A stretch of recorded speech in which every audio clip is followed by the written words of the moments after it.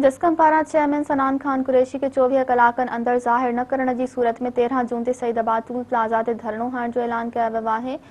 जस्कम जे मरकज़ी general secretary Amjad Mahesar Sahiwal खुश्क दीदार शाह महतर सूमरू ऐं ॿियनि मलीर प्रेस क्लब में प्रेस कॉन्फ्रेंस कंदे चयो त जस्कम चेयरमैन सनान कुरैशी खे घरां खंबे गुम कयो वियो आहे। हिन जो त 2 ॾींहं गुज़रण बावजूदि सनान खान कुरैशी जी गिरफ़्तारी ज़ाहिर न कई वई आहे। खेसि खंबे गुम कयो वियो आहे, जंहिं जी मज़म्मत करियूं था।